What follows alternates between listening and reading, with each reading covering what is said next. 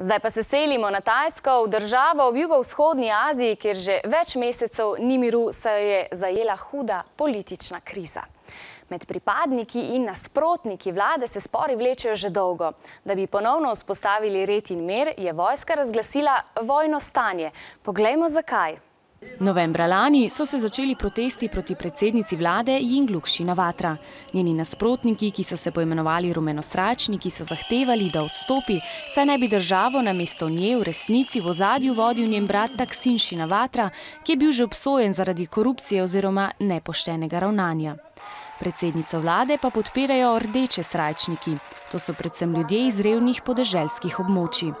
In med rumenosrajčniki in rdeče srajčniki je večkrat izbruhnilo nasilje. V začetku tega meseca je sodišče predsednico vlade odstavilo s položaja, saj je presodilo, da je delovala nepošteno. A dokler ne bodo izvolili nove vlade, državo vodi stara, zato se je nasilje nadaljevalo. Včeraj se je vojska odločila prekiniti krizo tako, da je razglasila vojno stanje. To ne pomeni, da je v državi vojna, ampak da lahko ljudi, ki protestirajo, aretira. Poleg tega je prepovedala delovanje nekaterih medijev, ker je ocenila, da so poročali pristransko. Torej, na Tajskem je vojska razglasila vojno stanje, da bi naredila red med nasprotniki in podporniki vlade.